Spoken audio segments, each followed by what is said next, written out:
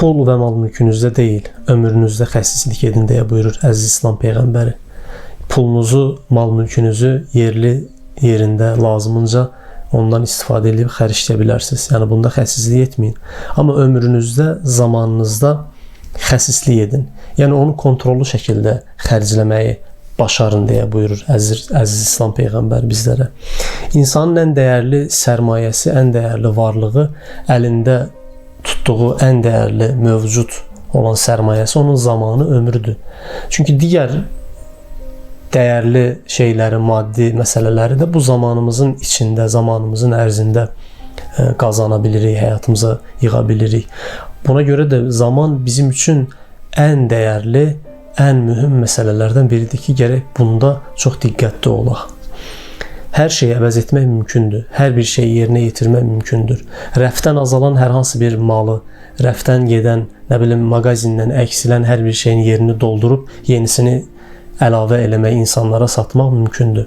Və yaxud da gedib onu almaq mümkündür. Amma gedən ömrünüzü, gedən vaxtınızı heç bir marketdən, heç bir mağazindən, heç bir alış-veriş mərkəzindən əldə eləyib ala bilməzsiniz. Ona görə də bunu lazımında, zamanında xərcləmək və düzgün və doğru şeylərə xərcləmək vacib bir məsələdir əziz dostlar ki, bugünün insanının ən böyük problemlərindən biri budur. Zamanımızı, vaxtımızı nə üzrə və harda, necə xərcləyirik? Doğrudan da zamanımızda qənaət edə bilirikmi? Səmərəli vaxt, səmərəli ömür keçirdə bilirikmi? Çox mühüm sualdır bu sual. Həyatımızı kontrollu şəkildə, planlı şəkildə yaşamalıyıq ki, sərmayəmiz də gözəl şəkildə qazana bilək, vaxtımızı səmərəli şəkildə keçirdə bilək. Əgər plan və kontrol olmasa zamanımızda, o zaman bihudə şəkildə ömür yaşayıb, bihudə şəkildə ömrümüzü başa vuracaq. Və bu da bizə nə bu dünyada, nə də axirətdə heç bir fayda verməyəcəkdir, əziz dostlar. Keçən hər saniyəmizin, hər dəqiqəmizin qədrini bilməliyik, qədir qiymətini anlamalıyıq. Çünki əvəzsiz bir şeydir. Əvəzsiz bir şey olduğuna görə də üstündə çox düşünmək, çox diqqət etmək ən vacib məsələlərdən, ən vacib mövzulardan biridir.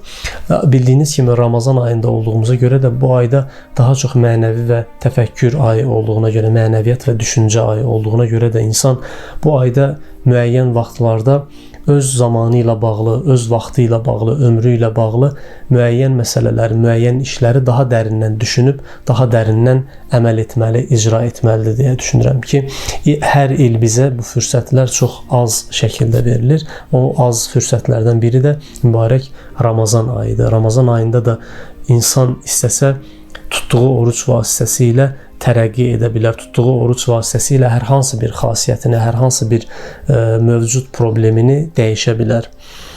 O şeylər ki, təkmilləşməyimizdə bizlərə yardımcı olur, onlar bizim ruhumuzu ucaldır, ruhumuzu böyüdür, əziz dostlar. O şeylərə vaxt ayırmaq daha münasibdir, daha yerindədir deyə düşünürəm. Hədislərdə qeyd edilir ki, insana qiyamət günündə soruşulacaq suallardan biri də onun zamanı barədədir. Zamanınızı nəyə xərclədiniz? Bu çox mühüm məsələdir. Yəni demək olar ki, bizim həyatımızın ən mühüm, ən vacib məsələlərindən biri zamanımızı necə xərcləməyimizdir, ondan necə istifadə etməyimizdir.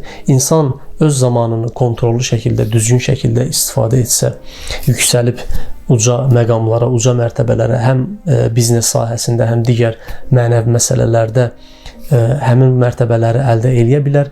Yox, zamanını kontrollu və səmərəli şəkildə xərcləməsən, doğrudan da bu bizim əksimizə, bizim əleyhimizə işlənmiş bir ömür olaraq qalacaqdır və bu uğursuzluqlarla yadda qalan bir ömür olacaqdır və sonunda təəssüflənəcəyik, amma çox gec olacaqdır. Ona görə də özümüzə və övladlarımıza, digərlərinə zamanımızı necə faydalı keçirməyimizi, necə faydalı ondan səmərəli şəkildə istifadə edəcəyimizi öyrənməli və öyrətməliyik ki, ömrümüz özümüzə və başqalarına faydalı şəkildə keçə bilsin.